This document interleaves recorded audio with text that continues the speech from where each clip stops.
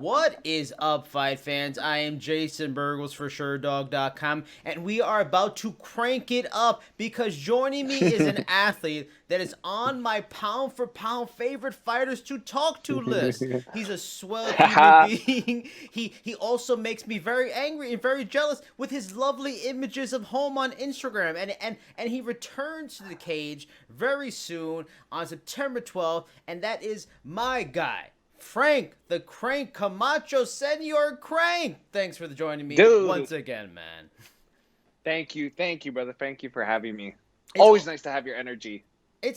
and likewise, it's always a pleasure. I gotta say, you may very well be number one pound for pound favorite fighter to talk to.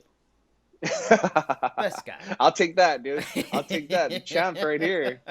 Now, I have a whole bunch of questions for you. Let's jump right into all these damn questions now. So before we get into what is coming against Brok Weaver, I wanted to go back to the Justin Jaynes fight in June, which was difficult in that it was an opponent change for you on 4 days' notice. However, before that, you missed weight by 2 pounds from the Grace weight, which is a very uncrank thing to do. What led to that surprise miss? The loss of some of your fight purse? Did the injury hinder certain weight cut strategies? Was it just the oddness of having to do a weight cut under these new pandemic protocols? You know, stress from a last minute change, or maybe some of those, or maybe none of those. This is a very good question. Here you come with the really good questions all the time, brother. All the time. No, and I'm glad. And it's kind of cool that you asked this because I was just talking to my wife about it when I missed weight. What had happened was I was on point, I was on cue, and I was hitting my last like 4 pounds in the hot tub. Just real simple, right? But because of how cold the room was, the hotel room was, we had to put heaters in. So prior to my career in the UFC, I don't do hot saunas because I almost died in one cutting weight. Okay. Yeah, like I passed out in the sauna. Luckily, someone was in there, and they ended up carrying me out, and I had to get hospitalized. It was really bad. So I don't cut weight in hot saunas. With that space heater, what I'm like after weeks of just thinking about it, that space heater was in my face while I was on the hot tub. Usually I'm just chilling in the hot tub, I'm sweating, then they wrap you up in the burrito, the whole thing. Yeah. But and then I started freaking out, like almost like I was having like panic attacks. Really? Almost like PTSD almost, with like cutting weight. I was just not in that mindset. I was like tripping out. I was freaking out. They had to throw me into the shower and calm me down. I was hyperventilating. It was fucking wild, dude. I've never had a panic attack. And if there's anyone that's ever having a panic attack, fuck, dude, like the last thing you want to say is, hey, just calm down, because dude, they're freaking out, like it was weird. So man, Ian and all the guys that were there, they just told me to breathe, control my breathing. They MVP team, of just people that just really care about you, you know what I mean? And then so I wasn't able to do the last 2, and I was, if anything, they were just trying to like keep me under control so that I can at least walk to the freaking scale, So that's kind of what happened, you know what I mean? And after that, I had to kind of address it, going back home. I haven't hit a hot sauna because of COVID, but like just trying to get uncomfortable, like with heat into my face, because man, you could wrap me in the sauna, dude. As long as I'm breathing cool air, I'm fine. Yeah.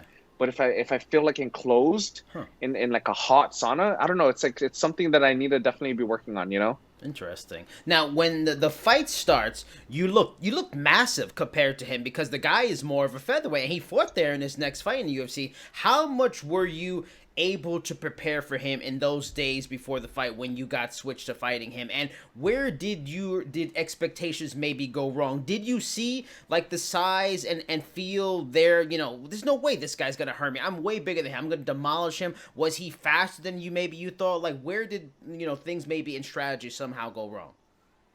I don't think there was any. The approach was, maybe I was a little too focused on one thing. I was just gonna go in there and just fuck him up. That was my mentality going into the fight.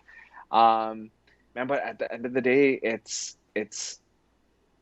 martial arts and the fight game.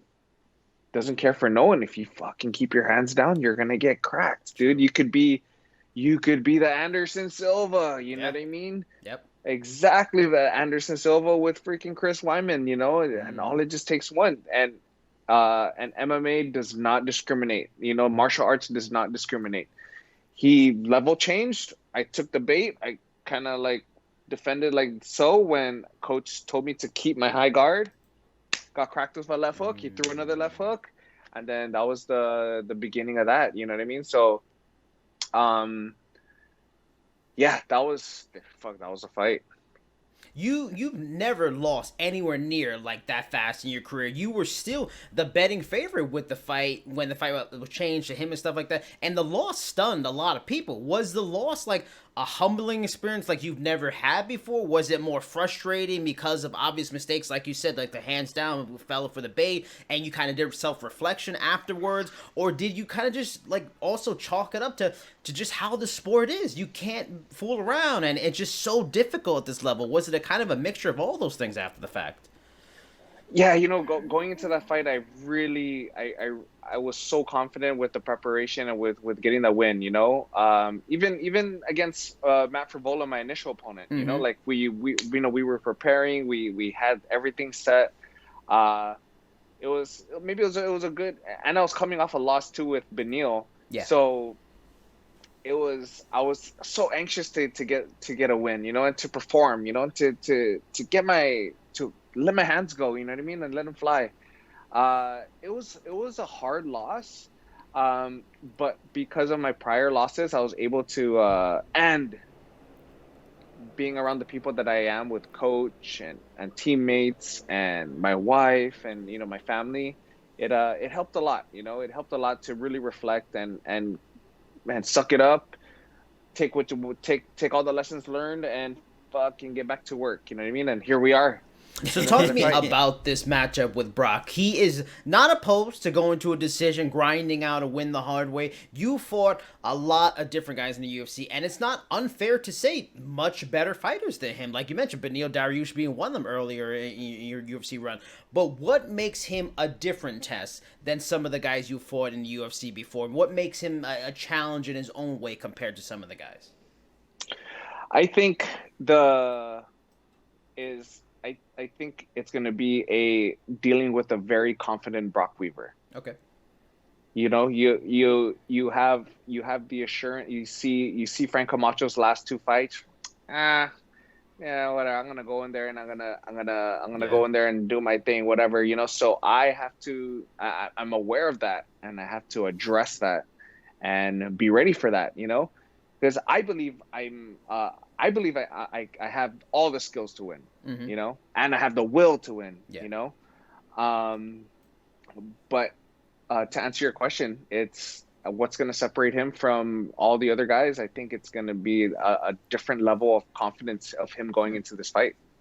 This will be only his third fight in the UFC, and in that time, he's only been in the Octagon for like 3 rounds at best. What do you feel you bring to him that he hasn't dealt with yet in his career? Is it just the fact that you faced these high-level experiences at the UFC multiple times? I mean, like, he fought Crazy Horse a few years back, but that's just, well, kind of crazy experience. That's different from UFC experience. Or is it maybe technical stuff in your striking you feel that he hasn't really dealt with? Or is it simply being able to crank out big power in your hands that may be something he has not dealt with that could give him a lot of trouble on fight night? Yeah, I think the key is going to be experience, you know? Key's going to be experience and just fucking just letting it go, man. You know, like I'm just gonna let it fly. You know, like I didn't get to let my hands go freaking with Beneil. Damn it, Beneil. A good friend of mine, by the way. And Justin Jaynes, I didn't get to freaking let it go. So, but I have 2 fights worth of freaking crank that I need to get out. You know, I mean, obviously, I'm not gonna go out there and start swinging like for the fences, but I just need to go out there and give him my groove and give him my all, man. I need to go out there and I need to fight and do what Frank Camacho does best. How do you, and that's an interesting, because you think experience kind of means cautious a little bit or measured approach, but just letting it fly seems to be the opposite of those kind of things. How do you walk that fine line to crank it out, throw the big power, but not maybe step into similar mistakes you've had in the past, showcase that experience? Is it, but maybe not just load up for one big punch and wait too long? Like how do you do that? Like, explain to me. I have no idea. I will never fight in the UFC. I don't even get in fights in real life. Like, how do you ride that fight line to fight smart, but also just unleash hell only like you can? So the answer to your question is, it's a very simple answer, but I hope you can understand it, and I hope the viewers can understand it. It's really just get into the crank groove. Okay. Once I get into my groove, and once I start letting them go, and I start doing my thing, and I mean, obviously, right? I wish I can kind of explain it, right? But it's once I start getting going, when I get it going, and maybe if it takes to clash of maybe, man, get hit hard, or for me to hit him hard or whatever, man, once we start that, whoo, we're going. You know what I mean? Yeah. Now, for my final question, when researching for this fight, this interview, I noticed something I hadn't before in the various other times we've talked, that in your second professional fight for Trench Wars, all the way back in 2006, you, Frank Camacho, fought Mike Camacho. Frank, what is going on? Did you fight your brother, Frank? Did you fight your father? You know, what, or is it on the Marianas Islands, Frank, like Camacho is kind of like Jones and Smith here in the mainland? So Camacho is a big name. Okay. Mike Camacho is actually my uncle. What? My you dad's fought cousin. Your uncle? Yeah, I fought and my you uncle, beat your dude. uncle? Oh my God, Frank! Wow. Wait, so this is what happened. So we were both getting ready for fights. Yeah. It was my second fight in my career, like 2005 or something, 2006, something like that.